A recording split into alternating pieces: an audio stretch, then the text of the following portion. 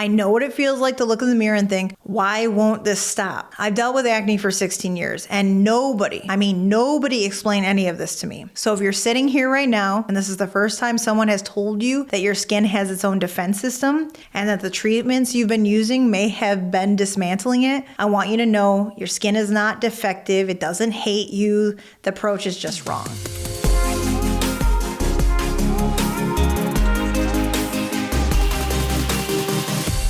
I've made skincare in my own facility for the last 10 years, but before that, I was you. 16 years of acne, 16 years of products that worked at first then stopped every single time. Today I'm going to show you the one reason why that keeps happening. It's something no dermatologist, no influencer, nobody in my entire treatment journey ever told me, and it changes everything. Think about how this actually started for you. You were probably 14, maybe 15, and started getting breakouts. Then someone told you to get a tube of benzoyl peroxide or Proactive and said, this will clear it up. And maybe it did for a little while. Then it came back. So you tried the next thing, and then the next thing. Whatever your friend was using, whatever was trending, whatever the girl with perfect skin on Instagram swore by. You've been through the drugstore phase, you've done the influencer phase, you've tried the clean girl routine, the 10-step routine, then the just use CeraVe routine, and somewhere in your 20s when you were supposed to have outgrown this, it actually got worse. Deeper, more painful, the kind that lives under your skin and throbs. That's usually when the dermatologist enters the picture and you might try topical prescriptions, oral antibiotics, maybe even birth control, not because you needed it, but because someone said it would help your skin. And for some of you listening right now, eventually that led to Accutane, the nuclear option. And it worked until it didn't. Until 3 months later, 6 months later, a year later, it came back. And now you've been through everything the medical system has to offer. Your skin is more reactive than it's ever been, and you're still breaking out. This video is going to explain something no one in that entire 15-year journey ever told you. The problem was never that you had bacteria on your skin. The problem is that we've been treating skin like a battlefield instead of an ecosystem. And the science of it all is finally catching up to what a lot of us in formulation have been seeing for years. A 2025 systematic review published in the Journal of European Academy of Dermatology confirmed that skin microbiome plays a central role in acne. Not just bacteria being present, the imbalance of bacteria allows the wrong strains of bacteria to take over, while the protective strains of bacteria disappear. And that's the part that changes everything. Acne isn't caused by having bacteria on your skin. It's caused by the wrong bacteria dominating your skin, because the good bacteria that's supposed to keep them in check have been destroyed. What destroyed them? The very treatments prescribed to help you clear up your acne. And I think once you see the next piece, so much of what you've been through is finally going to make sense. Your skin has its own microbiome, a community of trillions of microorganisms, bacteria, fungi that live on the surface of your skin and inside your pores. And just like the gut microbiome that everyone talks about now, your skin microbiome has a job too, to protect you.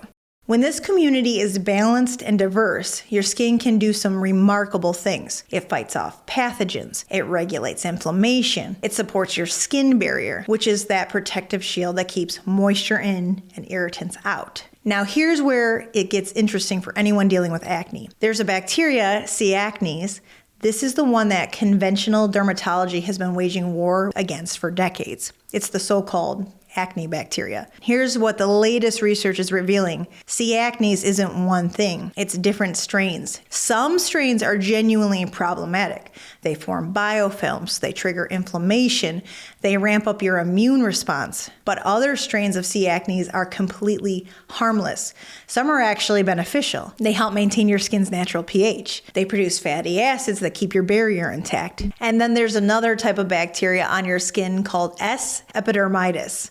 And this one's a good guy. Your skin naturally makes a substance called glycerol, and S. epidermidis actually feeds on it and turns it into something that stops the acne-causing bacteria from taking over. Your skin is literally making its own acne fighter. Your skin already has a built-in defense system against acne. You have bacteria on your face right now whose entire job is to keep the acne-causing strains from taking over. And in 2022, a study published in Communications Biology took this even further. Researchers found that S. epidermidis can selectively exclude acne-associated C. acne strains while allowing healthy strains to coexist. It's like a bouncer at a club, letting in the good guests and keeping out the troublemakers. Your skin already knows how to do this. It just needs the right conditions. So now the question becomes, what happens when you use a conventional acne treatment that doesn't know the difference? They can reduce acne short term. But what it's doing to the rest of your skin's ecosystem in the process? Researchers actually tested this. They had acne patients use 5% benzoyl peroxide gel for 12 weeks, then looked at what it did to their skin. The diversity of bacteria on their skin dropped significantly. Fewer types of the good and bad bacteria surviving. And their skin started losing moisture faster, which means their skin barrier, that protective layer, was getting damaged. So yes, it reduced breakouts at first, but it was quietly wrecking the foundation of their skin at the same time, making their skin more prone to breakouts. And it's not just benzoyl peroxide. Salicylic acid, sulfur, most conventional acne ingredients operate with the same logic. Strip it, dry it out, kill everything. And the research is showing that approach does real damage to your skin's ecosystem. These type of ingredients don't just go after C. acnes. It has potent activity against both C. acnes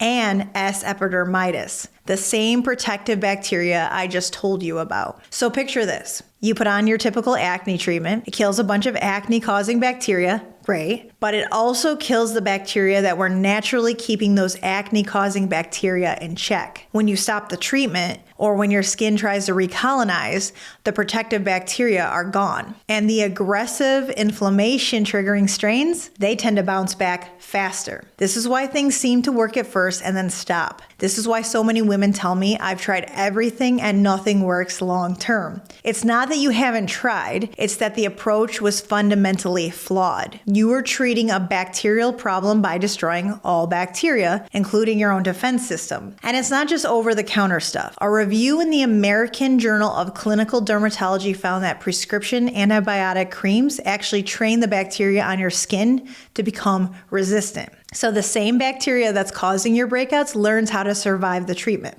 And Accutane, it changes the bacteria on your skin and in your gut. And one of the bacteria that starts growing more is staph, which is the kind of bacteria you really don't want spreading on your face. And if you're on some of these treatments right now, maybe even seeing some improvement, I get it. The idea of stepping away from something that might be helping, that's scary. And there's a bigger picture here that nobody ever showed us. And once you see it, it changes how you think about your skin going forward. So if these treatments are a problem, what's the alternative? This is the part I wish I'd known years ago. The old model treated acne like a war. Find the enemy, destroy it. And if there's collateral damage to your skin barrier and that beneficial bacteria, it's just the cost of doing business. The new model, the one the research is now pointing toward, treats acne like an ecosystem problem. Your goal isn't to sterilize your skin. The goal is to restore balance. That means 3 things need to happen. First, selective targeting. Instead of wiping out all the bacteria on your skin and hoping for the best, you need to use ingredients that can tell the difference. Ones that go after the bad bacteria and leave the good ones alone. And these ingredients exist. For example, a clinical trial compared tea tree oil to benzoyl peroxide and found it worked just as well for clearing acne with way less irritation and side effects. What makes the ingredients like tea tree oil different from benzoyl peroxide isn't just that they're natural. Poison ivy is natural, but you would never want to use it in your skincare. So I'm not saying natural is better. It's based on how it reacts on your skin. It targets the problem bacteria without taking down everything else with it. Second, feed the good bacteria. The good bacteria on your skin need to eat, and there are specific ingredients that feed protective bacteria without giving anything to the bacteria causing your breakouts. That's what prebiotics do. They're basically food for the good guys. And then there are fermented ingredients. Think of it like how fermented foods are good for your gut. They deliver calming, anti-inflammatory compounds straight to your skin and help keep that healthy bacteria balanced. Third, you have to rebuild the barrier. And this part is really important. Your skin barrier and your bacteria work as a team. When the barrier is healthy, it creates an environment where the good bacteria can thrive. When it's damaged, which is what happens with most conventional treatments, your skin loses moisture, the pH gets thrown off, and the bad bacteria start winning. Research backs this up. Repair the barrier, your good bacteria can actually reestablish themselves. This three-part approach, selective targeting, prebiotic support, barrier restoration, is what the newest research is pointing toward.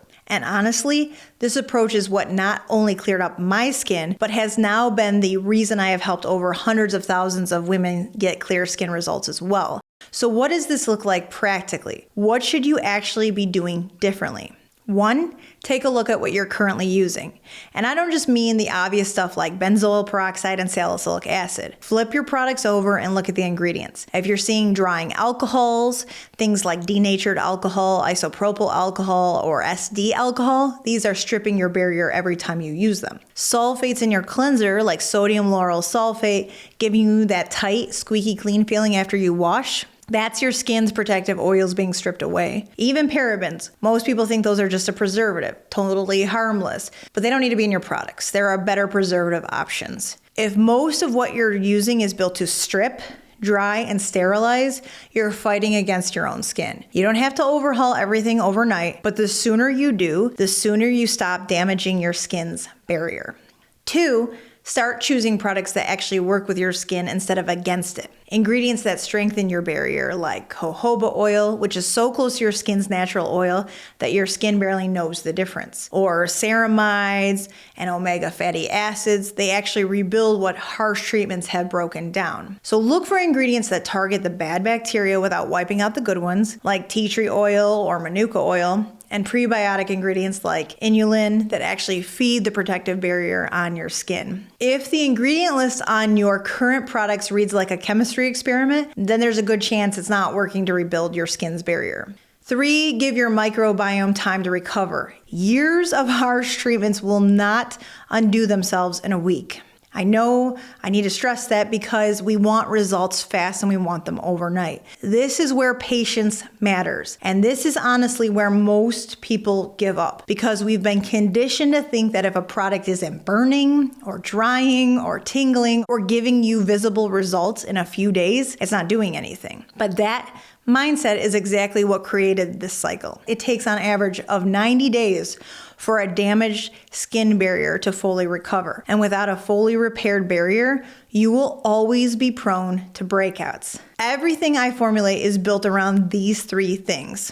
Go after the bad bacteria, feed the good bacteria, rebuild the barrier. That's it. That's the whole philosophy. It's not about attacking your skin. It's about giving it what it needs to heal and to protect itself. That's what I've spent 10 years doing in my own facility. And that's why the women who use what I make don't just see results, they keep them. I know what it feels like to sit in a dermatologist's office and be told, just try this for the 15th time. I know what it feels like to look in the mirror and think, why won't this stop? I've dealt with acne for 16 years and nobody explained any of this to me. So if you're sitting here right now and this is the first time someone has told you that your skin has its own defense system and that the treatments you've been using may have been dismantling it, I want you to know your skin is not defective. It doesn't hate you. The approach is just wrong. And the good news is your microbiome can recover. Your skin can absolutely get to a place where it's clear, resilient, and you're not trapped in a cycle of dependency on products that were never designed to actually fix the problem. If you want to learn more about what I formulate and why, and if this video helped you understand something about your skin that you didn't before, please feel free to subscribe because this is what I do here. I break down what's actually happening with your skin from the perspective of someone who makes the products, not someone who reviews them. That way you understand how to get the results you are after and stop having to hope what you are doing will work. I'll see you in the next one.